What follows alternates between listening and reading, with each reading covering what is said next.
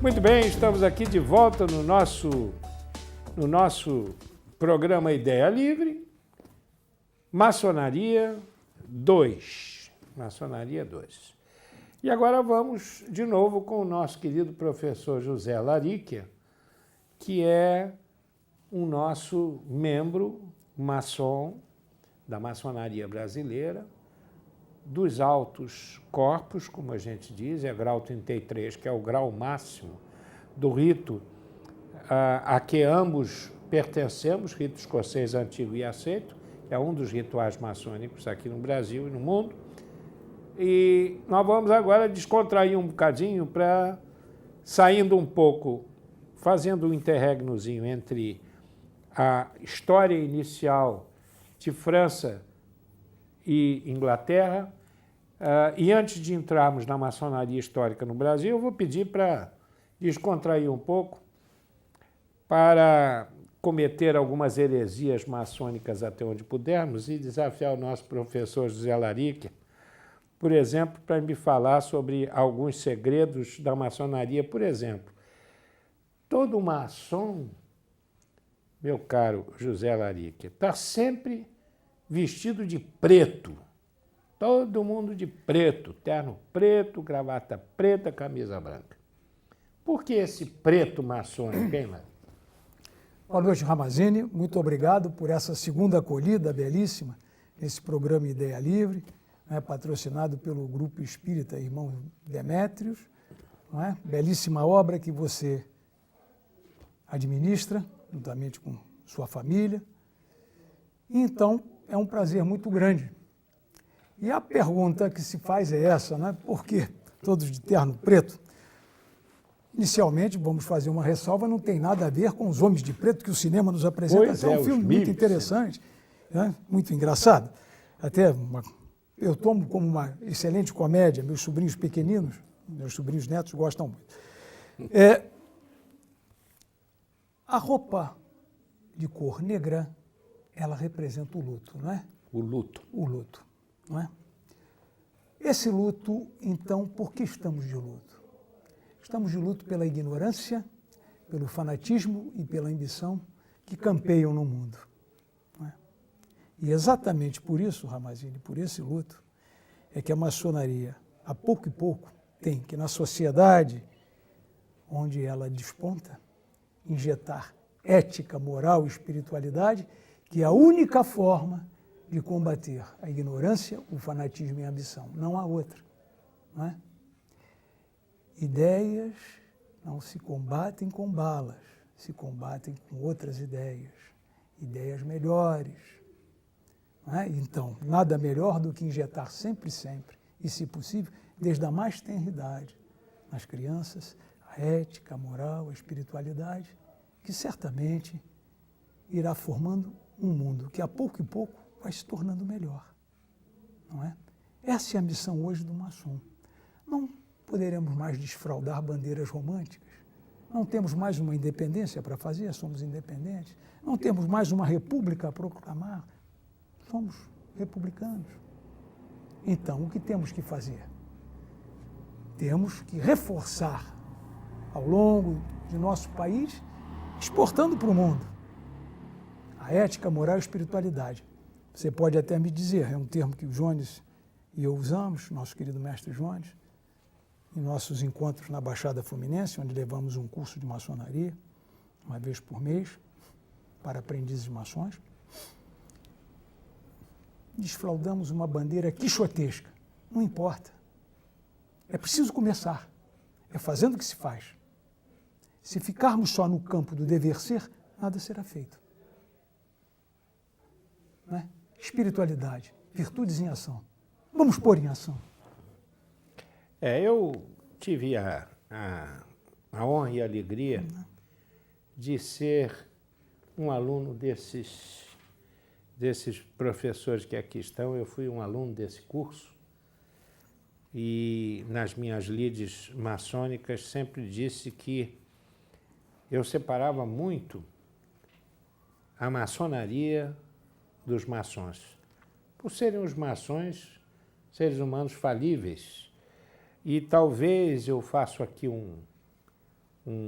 uma confissão, talvez eu tenha me afastado um pouco por uma certa falta de resiliência da minha parte, por uma maior tolerância com relação a algumas alterações e alguns comportamentos diferenciados não condizentes com aquilo que preconiza a maçonaria. Mas todas as instituições no mundo atual estão com grandes falhas, porque o homem atual está muito mais falível do que já esteve antes. O homem atual está complicado em qualquer instituição, dentro ou fora delas. Então, não seria a maçonaria que estaria absolutamente vacinada com relação a isso. Mas, não querendo perder essa descontração, diziam por aí, ou dizem por aí, que para que você venha fazer parte da maçonaria, você terá talvez que enfrentar os bodes pretos em algum lugar. Como é que é essa história, meu caro irmão Larique? Olha, meu irmão Ramazzini, um fato, o bode preto, e várias versões. Vamos uma versão que me parece mais plausível, e deve ter sido. Estamos preparando a independência, né? Havia reuniões do outro lado da Bahia, em Niterói, tanto a Esperança de Niterói, que é a terceira loja, né? As três fundadoras, Comércio e Arte, que se tripartiu, União em Tranquilidade e Esperança de Niterói, para fundarem o nosso grande Oriente Primeiras do Brasil. lojas maçônicas que se fundiram, se reuniram para fundar o grande Oriente do Brasil. A Potência e Obediência. Potência e Obediência. Dentro dos mandamentos da Grande Loja Unida da Inglaterra. Da Grande Porque Loja esse Unida é o da meio que ela Inglaterra. reconhece. Ela reconhece uma potência e obediência quando ela é fundada por pelo menos três lojas simbólicas. Isso é um landmark, é um limite, chama-se landmark em inglês. Chama-se limite maçônico. Limite maçônico, muito bem. Então, em Niterói havia essas reuniões. E, logicamente, a tropa portuguesa estava atenta, né? Ninguém quer perder uma colônia. Porque se tramava nos porões. Né? Dom João VI já retornou em 1821. As cortes portuguesas fazendo pressão em cima de Dom Pedro, do príncipe Dom Pedro, que aqui ficou regendo. Ele virou um regente. O pai saiu rei e ele virou regente. Não é? Gonçalves Ledo, nosso irmão, Irmão do outro lado maçom. da Bahia, estão preparando, tratando. Ora, para que a reunião lograsse êxito, era preciso que não se soubesse o lugar que seria, a não ser aqueles que iriam participar. Então, se conta que de determinadas casas onde ia ser a reunião, um serviçal saía puxando um bode preto por determinadas ruas onde moravam todos que iam participar. O jeito viu o bode preto passar, sabia, hoje vai ter a reunião. Então, para lá se dirigia para o local certo, porque o indicador era a criatura que conduzia o bode. E o bode era o veículo da reunião, digamos assim, não é? A palavra de paz. Exatamente, seria, meu irmão. Então, uma palavra de paz, exatamente. Gostei da comparação, muito boa essa sua verve. E de maneira que essa é uma versão que nos chega. Certamente haverá outras, e os nossos detratores aproveitam isso para dizer que somos pedreiro livre e o diabo é nosso compadre, como Martins Pena, que deve ter aproveitado exatamente esse viés para fazer a blague, ele que também era um maçom. Exatamente. Então, vocês vejam que a lenda, no domínio público, no mundo profano, toma formas e cores Distintas. Né? distintas. Muito bem. A maçonaria tem como símbolo, normalmente se vê nas portas dos templos, aquele famoso símbolo que é uma régua, os quadros, né? E um compasso com um G a letra G no meio. Como é que a gente decodifica esse símbolo, meu irmão Larica? No programa anterior, tecemos breves considerações sobre a origem, né, nas guildas medievais, que trabalhavam com esquadro e compasso para erguer as catedrais, castelos, etc. Se viemos de lá, e a partir somente de 1717, a pouco e pouco, não foi?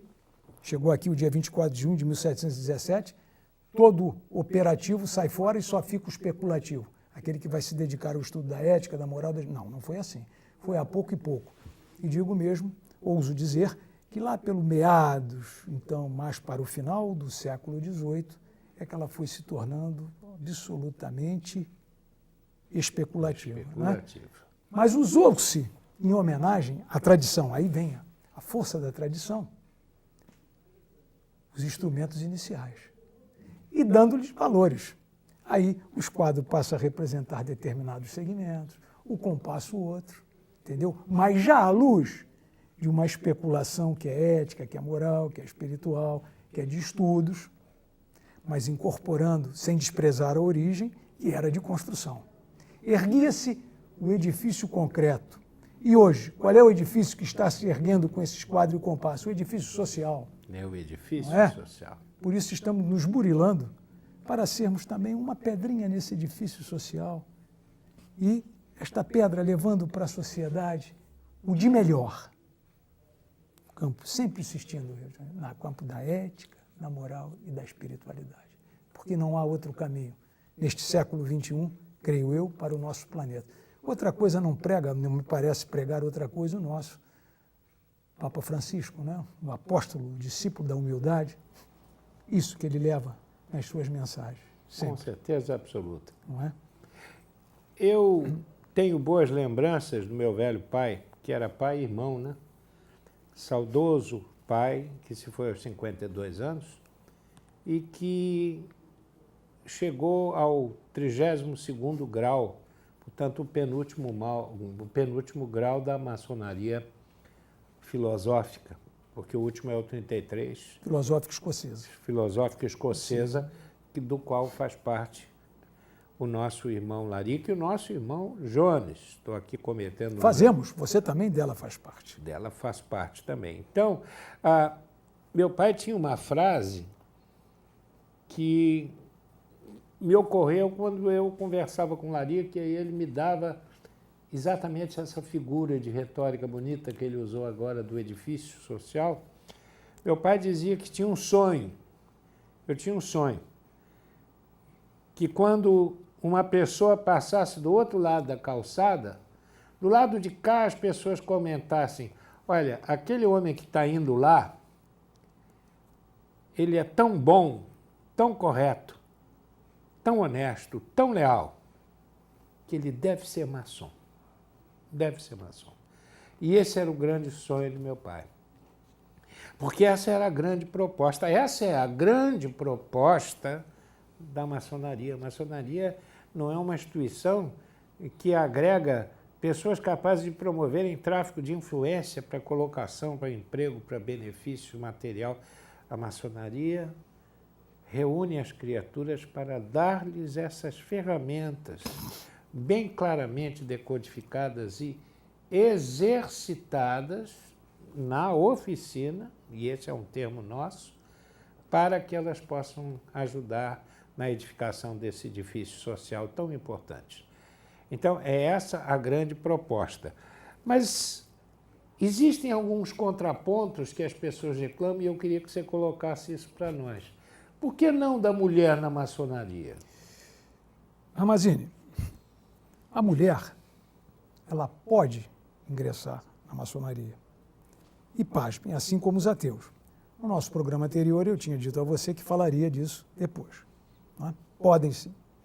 Não na potência obediência nossa, sim, que nos vinculamos, somos do Grande Oriente do Brasil, e também as grandes lojas maçônicas também não, né? Inclusive também não no nosso Grande Oriente Independente, que há, né? São as 3 potências obediências em território brasileiras reconhecidas, no território brasileiro, junto à Inglaterra, o Grande Oriente do Brasil e a grande loja maçônica, sobretudo a do estado do Rio de Janeiro também. Mais umas 3 ou 4 grandes lojas pelos estados, conhecidíssimas. Por quê? Porque cumprem seus mandamentos. O reconhecimento é um processo, é apenas para esclarecer, é um processo político-administrativo. Todo aquele que é reconhecido é regular. Mas nem todo aquele que é regular é reconhecido. Você é regular para a Grande Loja Unida da Inglaterra se você segue os seus 8 mandamentos. Foi da última reunião deles em 4 de setembro de 1926. Minto, 1929. Portanto, está com 86 aninhos, né? 915. Está com 86 aninhos esses regulamentos. Se você segue aqueles 8, você é regular. Agora, o reconhecimento é um processo político-administrativo, tem que ser feito. Implica em dispêndio.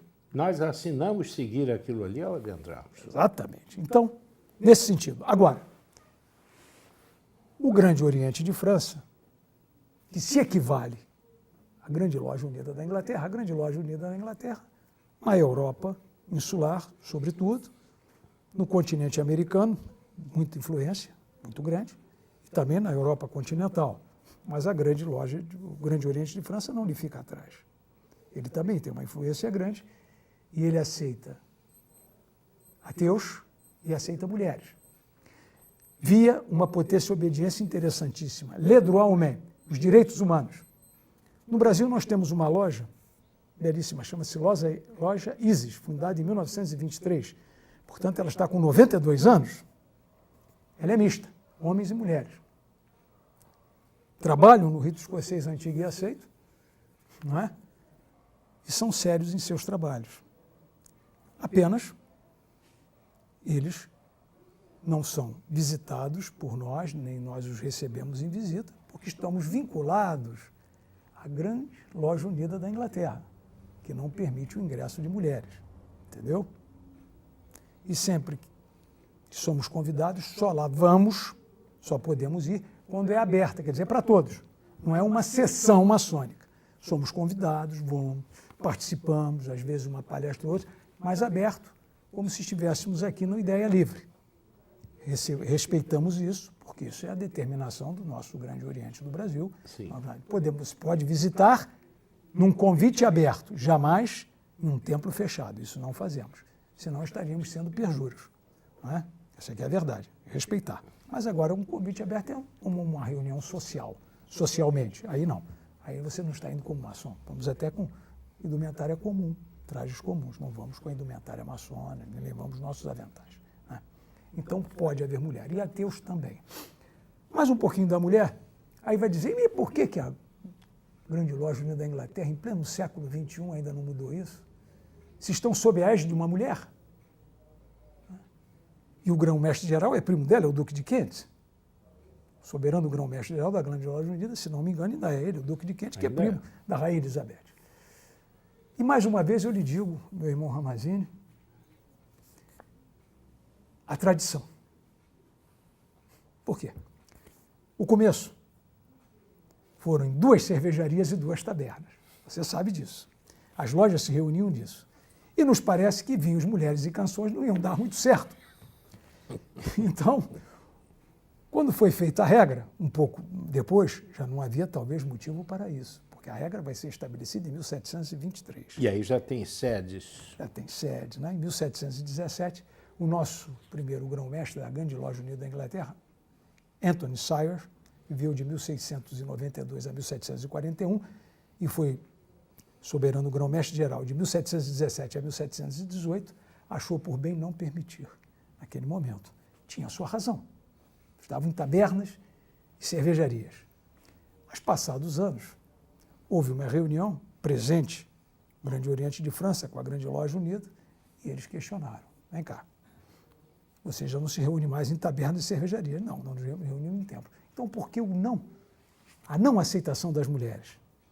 E aí, foi mais forte o quê? Pela tradição. Então, a tradição manteve o não.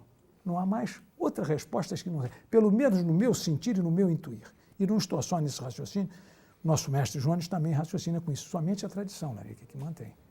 Porque não há nada que possa impedir, mormente no século XXI. E eu concordo plenamente com a opinião de vocês também. É a tradição que faz com que haja ainda este empecilho. Mas pode haver uma outra reunião, como houve há 86 anos atrás, e isso mudar. Pode haver. Mas não era sem tempo, até pode acontecer. Pode haver, então. E quanto a ateus, você sabe que a França sempre predominou o livre pensar. O franco-maçom, o pedreiro livre, é uma criação genuína francesa. O nome de estudo, franco-maçom, não é? Então, o livre pensar admite também ateus, que certamente, sendo éticos e morais, não serão tão ateus assim, não é? É verdade. Muito bem, quer dizer, hoje a gente está tendo conhecimento no nosso programa Ideia Livre. Você pode escrever para a gente aí em ideialivre@gede.org.br, e o que vocês escreverem de dúvidas ou de perguntas eu encaminharei depois ao José Larica, assim como as manifestações que vocês queiram mandar por escrito. O nosso programa vai estar hospedado, esse é o segundo programa, a partir de quinta-feira, sem ser a próxima, porque a próxima é o primeiro, a outra. Então, estamos aqui. Na verdade, essa coisa de gravar e colocar no ar, a gente não deve estar falando muito, senão a gente acaba fazendo uma previsão errada. Tem o programa 1 que já foi levado até vocês, e agora nós estamos tendo o programa 2, o segundo. Então, para que a gente possa ter um fecho bom, um fecho de ouro, eu queria agora especular um pouco com o meu irmão Larica, porque ele é um grande instrutor, e vocês já viram que é um professor de história magnífico, e é um filósofo, não tenha dúvida, é um filósofo. Até porque, até onde a gente sabe, o filósofo é o que gosta de estudar, aprender, e o Larica não faz outra coisa senão isso quase que o tempo todo.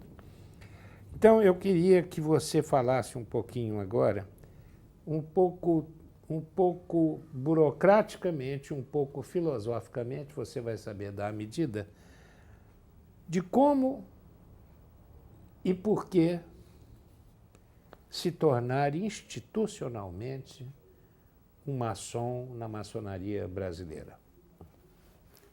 Meu irmão Ramazzini, como aconteceu com você, comigo, com os demais, em termos de Brasil ainda hoje, nós ingressamos por convite. Alguém que é maçom, que é próximo a nós, ou a nós é apresentado por amigos comuns, começa a nos observar, a conversar, a nos receber, ou por vezes até ser recebido em nossas casas, sem nós sabermos se ele é maçom ou não. E até que um belo dia você é surpreendido pela proposta. Você gostaria de se tornar um maçom? Ainda é uma forma um tanto quanto romântica, não é? Ainda, ao meu sentir, pelo menos na nossa potência e obediência, Grande Oriente do Brasil e também na grande loja maçônica. Eu falo mais do estado do Rio de Janeiro, que tenho mais contato, tenho mais amigos e tenho uma estima e um respeito muito grande pelo sereníssimo grão-mestre, nosso irmão Valdemar Sveiter, que é uma reserva moral que este país tem. Né? Ele que é um ministro aposentado do Superior Tribunal de Justiça, e é uma reserva moral que ainda temos e rogamos ao grande arquiteto do universo que o conserve por muitos anos. Né? O ingresso é por convite. Sei que há, em outros lugares, em outros países, que a pessoa se apresenta a uma instituição maçônica e diz: eu tenho vontade de ser maçom. É feito todo um aporte, todo um estudo, né, para efetivar, então, o ingresso dessa criatura. Entre nós, efetuado o convite, é feito as pesquisas, como você sabe, burocraticamente, né? Vai se ver, antigamente se dizia a folha corrida, não mais se vê a folha corrida profana, quem é, quem não é, porque temos que trazer bons frutos para a instituição. Essa é a realidade. O bom fruto produzirá um fruto bom. Caso contrário, como levarmos para fora da instituição a ética, a moral e a espiritualidade, se não trouxermos pessoas capazes, competentes, honradas, honestas, não é? Dentro do seu grau, dentro do seu padrão? Não queremos dizer com isso que tenham que ser santos e nem PhDs. filosófico, ou doutor em medicina, em ciências, em física. Não, absolutamente. Somos pés no chão. Não é? Queremos pessoas humanas, mas que se comportam como criaturas humanas. Ser humano não é tão difícil. Difícil é se comportar como um ser humano, dentro da racionalidade. Não é? Ser verdadeiramente, como dizia um amigo meu, muito brincalhão, um bípede pensante. Caso contrário, será só um bípede. Não é pensante. Não é? Sem a truculência, sem a maledicência, sem a má língua, procurando sempre ir ao encontro do outro, que é o que prega nós, jamais de encontro ao outro. Isso é muito difícil. Então, a tentativa sempre é essa. Por isso, o convite. Talvez ainda esteja essa reserva de domínio do convite para facilitar essa seleção. E mesmo assim, quantas vezes nós nos enganamos, não é? Quantas vezes você viu o engano a seu redor? Temos o dia a dia, mas faz parte da natureza humana. É humano nos enganarmos. Enfim, era isso que eu podia lhe dizer, meu irmão Ramazzini, do pouco que conheço e domino. Eu tenho um respeito enorme pela instituição, porque os móveis que a instituíram lá atrás foram os mais nobres possíveis. Foram os mais simples, os mais humanos, e eu diria mesmo os mais fraternos, porque entre nós o tratamento é de irmãos, somos irmãos, não é? E esse compromisso de lealdade, de fraternidade, passa por um ciclo de aprendizado que alguém uma vez me disse, e eu calei ouvindo, não me lembro exatamente quem disse, que a maçonaria era, teoricamente, uma grande escola de homens. Não era uma escola de crianças. Porque as escolas geralmente são para as crianças, são poucos aqueles que vão estudar nas escolas depois de adultos. Normalmente é para criançada. E depois o homem fica um tanto perdido, porque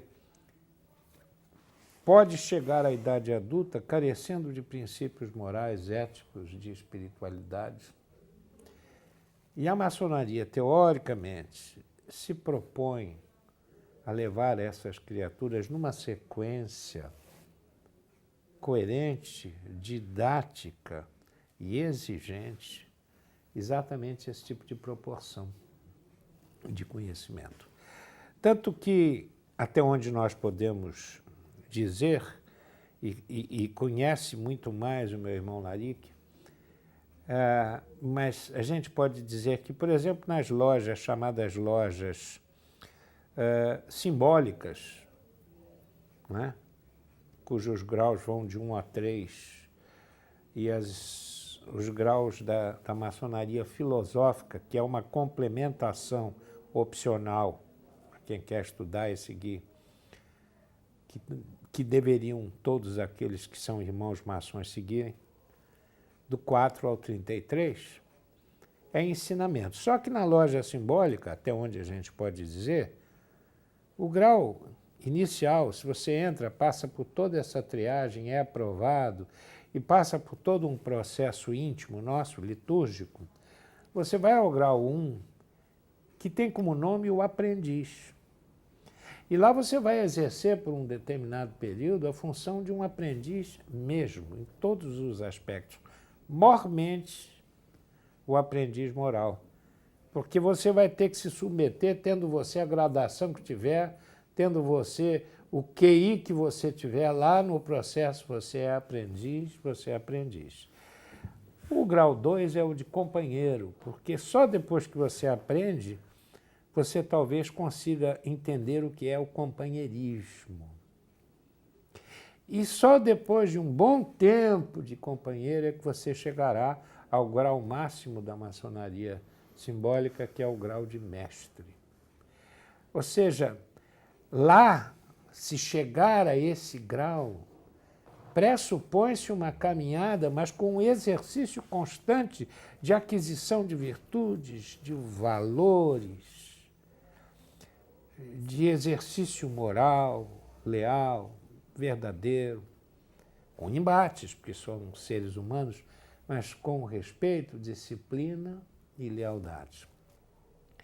Então, eu acho que as pessoas que precisam, às vezes, desse elemento de formação ético-moral, poderiam ver na maçonaria, sim, um belo segmento de aprendizado e de exercício para que o homem se torne melhor.